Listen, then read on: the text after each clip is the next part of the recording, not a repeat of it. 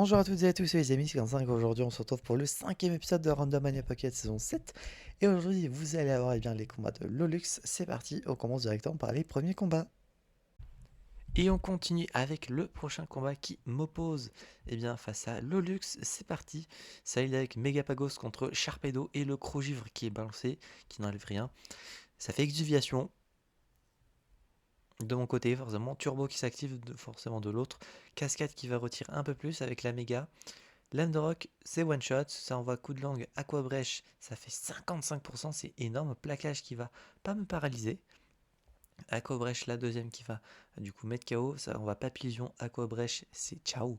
Et je pense que vous l'avez deviné, c'est un sweep de Megapagos. Voilà. Donc Aquabrèche sur Migalos qui va mettre KO. Ça continue avec Judo Crack qui va résister. Ah non, peut-être pas un projection, non, ouais, c'est pas un sweep du coup. De souvenir ça en était un, mais du coup ça devait être un autre combat. Gonflette du coup, mais ça ne va pas servir à grand chose. Tranchère va mettre KO dans tous les cas. Il ne reste plus que Nemelios. Je switch forcément sur Charcos, étant donné que si vous n'avez pas vu les règles, euh, s'il y avait des égalités, le nombre de Pokémon restants départageait. Donc dans le doute, bon, voilà, j'envoie Charcos qui met KO très facilement le Nemelios et c'est une fin de combat. Combat qui oppose cette fois-ci The MR contre Lolux, c'est parti. Ça aide avec Ziblis contre Judocrack et ça envoie Goupelin sur le switch du Judocrack qui s'est placé avec Gonflette. Yamaharashi qui fait un petit peu mal quand même, malgré le fait que c'est pas très efficace.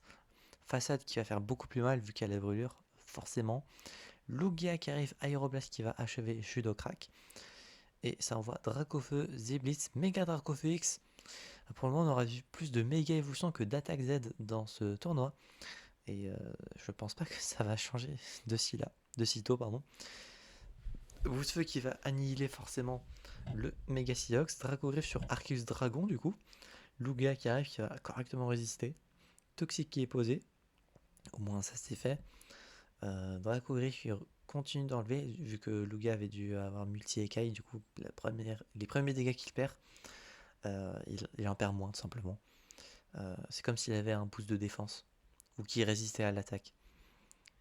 Enfin, les dégâts sont divisés par deux si je me trompe pas. Bon bref, ici il avec atterrissage, pour le moment il y a toujours Toxic qui fait effet. Du coup Multikai qui reprend effet, là du coup Lugia est assez bien. Il me semble que c'est le combat dont m'avait parlé ZMR sur le fait qu'il avait duré un peu longtemps, possiblement. Clonage qui est bien posé. Là ça tente de se heal. Toxic forcément qui ne sert à rien. Probablement qu'il pensait au switch. Mais bon, la Aeroblast pour gratter des dégâts. Et Dracofeu est mort en n'ayant pas fait grand chose au final. Ah, donc il y a bien un autre Lugia. Katagami du coup qui est de type acide, donc immunisé. Ah, attaque Z, combo hyper furé, du coup l'attaque Z combat, qui va pas retirer grand chose, mais lame feuille derrière. Coup critique, ça met KO. Hop, le petit boost de chimère en attaque. Dans slam pour être sûr de bien taper. Mais bon, Aéroblast, coup critique. Katagami, c'est une chips. Psy coup de boule sur Lugia qui n'enlève rien du tout. Toxic qui va empoisonner. Donc au vu du fait que Lolux aussi a un Lugia, c'est bien le combat dont il m'avait parlé de MR, un combat de Lugia contre Lugia. Donc à un moment, le combat risque d'être long. Voilà. Donc Mona Fleming qui peut attaquer un tour sur deux, je rappelle, avec son talent absentéisme. D'où le fait qu'aujourd'hui, ouais, il est très souvent joué avec Giga Impact, vu que dans tous les cas, le tour de recharge se fait sur son temps d'absentéisme. Donc, il peut balancer des grosses attaques Giga Impact s'il le souhaite, mais bon, contre un Lugia qui peut se heal et qui peut poser des clones, là, le Monafléus en fait n'a servi à rien, malheureusement. Tauros, et vu que Tauros est aussi empoisonné, ça risque d'être très compliqué pour le Luxe. Là, elle est dans une assez mauvaise position, malheureusement. Mais elle peut pas y faire grand chose. Lugia a bien joué et en CG, Lugia était bien fort avec Toxic, etc. D'où le fait qu'aujourd'hui, il y a beaucoup de Pokémon, quasi 90% peut-être du Dex, qui, en tout cas quand ça a été changé, qui n'avait plus accès à Toxic. Et donc ça a été changé. Aujourd'hui, il y a beaucoup moins de Pokémon qui peuvent apprendre Toxic. Sûrement dû au fait qu'à l'époque, Toxic c'était beaucoup trop fort. Donc combat de Lugia contre Lugia, mais étant donné que les deux sont empoisonnés, bon, celui de Lux est arrivé avant, donc son son temps avant de mourir est beaucoup plus proche. Là, limite, bon, ils ont le même set en plus. Clonage, atterrissage, toxique, aéroblast. Ah non, l'autre a cyclone. Ok, donc c'est pas exactement le même set. Ou alors c'est GMR qui n'a jamais fait cyclone, mais non, je pense pas. Non, ouais, en fait, ils ont pas le même set. Ce de luxe a cyclone. Donc elle doit pas avoir clonage, sinon elle l'aurait déjà fait, je pense. Atterrissage pour ce heal. Et donc, bah, de toute façon, vous avez deviné, hein, c'est Zoemer qui a gagné le combat. Au prochain tour, Lugia est mort. S'il n'était pas prêt à Aéroblast. Et c'est donc une victoire de Zoemer. On passe au prochain combat. On continue avec le combat de Bubble contre Lulux. C'est parti. Girafai contre Cressida, cette suite direction sur Plumeline. Rion qui ne fait pas rien. Dans sa vie qui va être envoyé. Coup critique 36. C'est pas énorme, hein. Psycho qui va être envoyé. Ça va faire Vent violent qui retire pas énormément non plus. Caché clair qui est posé. C'est toujours bien, surtout avec des Pokémon rapides en face. C'est moins efficace quand des Pokémon lents de base, donc ça sert principalement à le fait qu'ils puissent ne pas attaquer à la limite. Arcanin qui arrive, dans sa veille qui va pas être très efficace vu que dans sa veille de type feu, vu la forme de Plumeline. Bout de feu qui va faire pas très mal non plus. Arcanin en perd plus de dégâts limite qu'il devrait. Close combat qui n'enlève rien. Et Vent violent qui va achever le Arcanin. Sûrement qu'il y avait un meilleur Pokémon à envoyer. Alors bon, Excavarian Séisme, ça va pas forcément faire grand chose, vu que Plumeline est de type vol, et que le type sol ne touche pas le type vol. Confusion du côté d'Excavarian, Danslam qui est posé, mais ça va être... Ah oui, du coup, vu qu'il y a Danseuse, Plumeline a copié Danslam. Ah, j'ai jamais vraiment eu l'occasion de voir l'activation de ce talent, donc c'est l'occasion. La confusion qui tape, Vent violent. C'est pas souvent qu'on voit le talent de Danseuse s'activer. Magiref qui voilà, aurait pu être potentiellement envoyé depuis le début. Ballon qui va mettre KO le Plumeline. Ça compte avec Trioxydre, ballon qui enlève rien. Et ça va sûrement faire Vibre Obscur qui va one shot. Ah, même pas. J'aurais pensé au petit one shot. Balambre qui va baisser deux fois la def spé. Donc au moins Magiref aurait réussi à baisser deux fois la défense spéciale. Donc là, Trioxydre est dans le mal. Regice. Déflagration qui enlève rien. Malgré, heureusement grâce aux baisses de défense. Bah non, du coup, en fait. Si, il y a la baisse d'attaque spé avec Draco Météor, donc c'est pour ça. Tonne. Alors pourquoi deux fois tonnerre? J'aurais dû refaire une attaque glace avec Red Dice. Ouais, laser glace. Ça aurait achevé le Trioxyde depuis bien longtemps. Pardon, Cossinge qui arrive qui va one shot sur Close Combat le Red Dice. Il faut envoyer Cresselia. Alors pourquoi Togedemaru? Bon, au moins ça a mis KO, mais c'était un move assez dangereux. Smogogo qui va se prendre tête de fer. Bomber qui ne touche pas, vu que Togedemaru est de type acier. Tête de fer qui est refait. Feu follet qui va brûler. Et là, du coup, il faut peut-être commencer à attaquer en spécial. J'imagine qu'il devrait peut-être en avoir des attaques spéciales. Fortremos qui est une attaque très faible, mais qui paralyse à 100%. Donc, Quatermack, là, il est paralysé. Plus la tête de fer, ça aurait pu être un para-axe. Mais avec la brûlure, c'est beaucoup trop long. Donc, ça ne sert pas à grand-chose. Pico défense qui aurait été bien si Quatermack n'avait pas été paralysé, malheureusement. Cressia qui veut paralyser un Pokémon déjà paralysé, donc ça ne fonctionne pas. Ah et oui, du coup, le vœu, c'est sur ça qu'il avait dû faire tout à l'heure, j'ai pas fait gaffe. Sabotage qui va retirer l'objet à Cresselia. Riolon qui va heal, mais ça ne va pas être assez avec sabotage. Pouvoir lunaire qui va mettre KO. Donc deux Pokémon. Girafari qui enlève rien avec Choc Psy. Riolon pour se soigner. Éclat magique qui retire pas grand chose non plus. Et pouvoir lunaire enlève plus. Non, en fait, c'est kiff kiff. Donc, il faut espérer que Riolon a assez de PP pour potentiellement la jouer très lent, le combat. Euh, si le luxe se débrouille bien, elle peut, en coordonnant ses attaques au fur et à mesure, garder son Cresselia du coup petit à petit en se healant, ne pas essayer de ne pas perdre énormément de dégâts de PV. On n'a pas vu tout son moveset, je crois. Si, on a vu tout son moveset. Elle a plus que 3 rayons lune. Pouvoir lunaire qui baisse la défense P, je crois, donc pas eu de proc. Psycho sur un type 6, ça sert pas à grand chose. Au moins la paralysie est présente. Ouais, hein. Là, faudrait se heal. Ouais, il reste 2 PP. Le clonage qui est posé, donc pas 6 finalement, ça sert à gratter 2 tours de reste. Mais bon, 2 tours de reste, il aurait pu les garder bubble pour régénérer tout simplement. Alors là, pourquoi avoir fait KG clair, je n'en sais rien. Psycho, faudrait faire juste spam pouvoir lunaire. Potentiellement la baisse de défense P. D'attaque C, pardon, c'est Psycho la défense P. Là, faudrait se heal un. Ouais, mettre KO peut-être, ouais, je sais pas. Je sais pas, c'est pas ce qui aurait été le mieux. Là, au moins, il est plus rapide, donc ça c'est bien. Déflagration crit n'enlève que 24, donc ça c'est un assez bon signe. Pouvoir lunaire, là, faut juste balancer Psycho. Juste Psycho. Là, tu te heal un dernier coup, limite, si possible. Si possible, tu vas te heal. Voilà, c'est son dernier PP en plus, je crois. Et là, juste spam Psycho. Et tu spam Psycho. Voilà. Et là, c'était un one shot.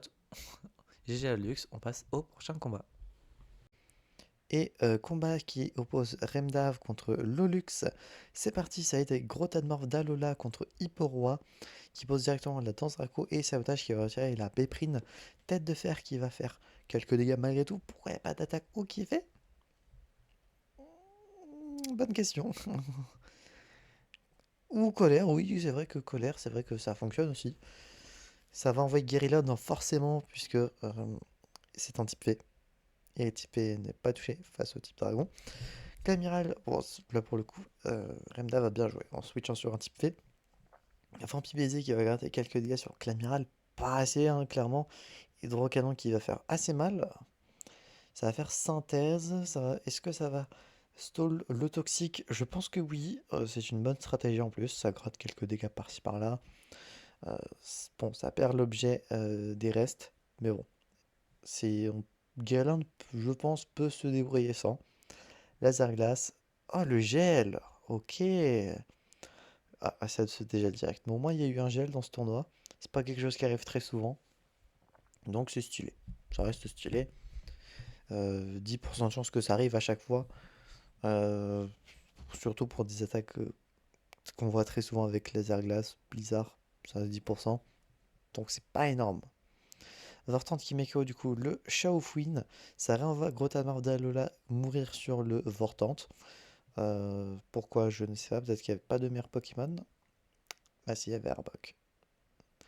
Ombre portée, ça fait séisme qui enlève pas beaucoup, mais vu que Dimoclès ne se régène pas, ça, avec 3 séismes, ça le fait. Ombre portée pour gratter quelques dégâts. Bon point du côté de Lolux de gratter des dégâts en sachant que tu vas mourir avec une attaque de priorité. Séisme sur le Krabarak, qui fait également séisme. Il y a beaucoup de tremblements de terre ces temps-ci. Ça pose le. Comment ça s'appelle? Exuviation. Ça fait toxique. Pardon, je viens d'éternuer. Sabotage. Pourquoi sabotage alors que séisme? Bon, c'est pas grave. Et il reste donc plus que Sylvalier qui est. Sylvalier de quel type? Sylvalier normal, tout simplement. Pourquoi chercher compliqué, j'ai envie de dire.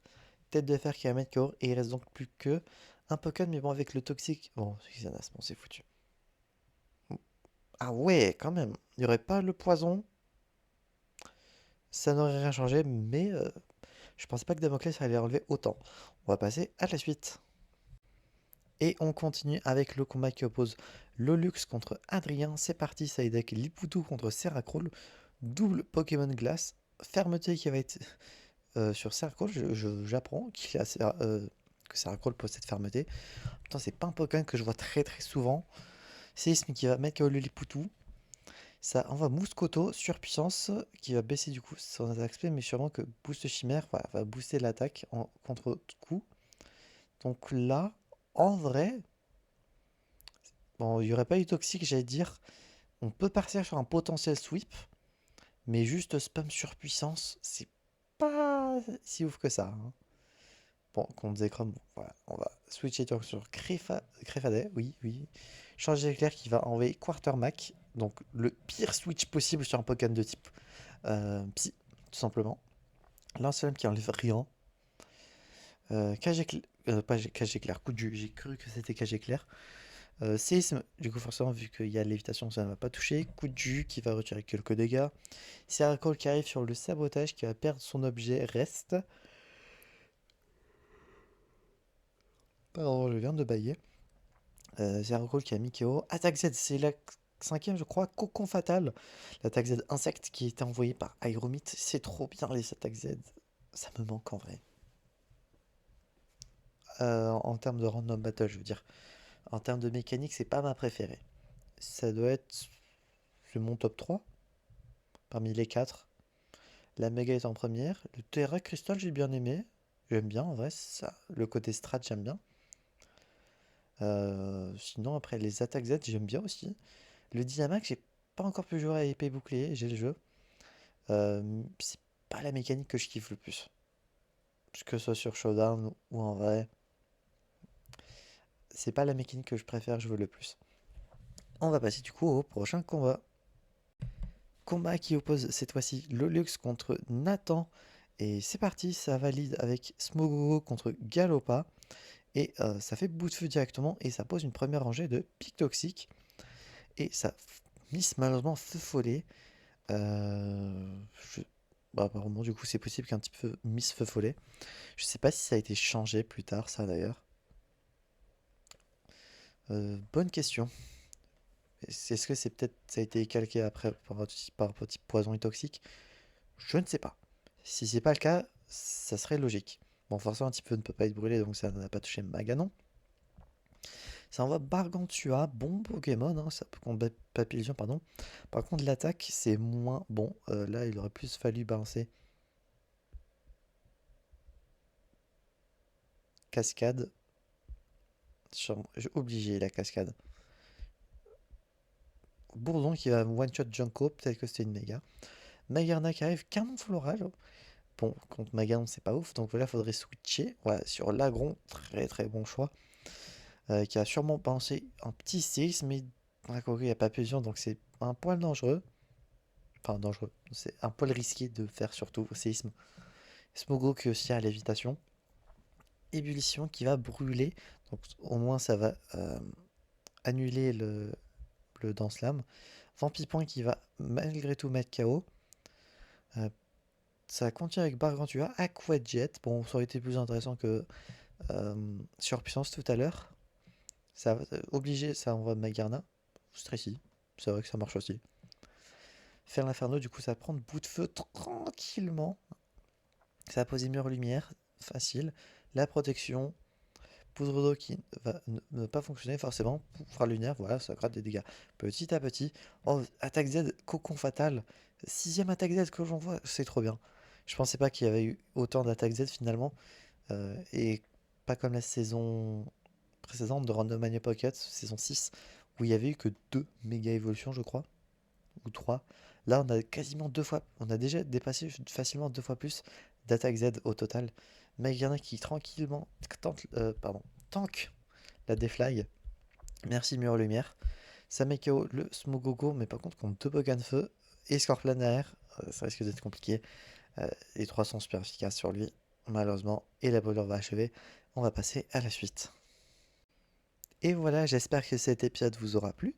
Si c'est le cas, n'hésitez pas à vous abonner, à mettre un petit pouce bleu, à mettre en commentaire sur vous qui va gagner le tournoi. Et d'ici là, on se retrouvera donc, j'espère, la prochaine fois pour de prochaines aventures. C'est V25 et je veux dire enjoy!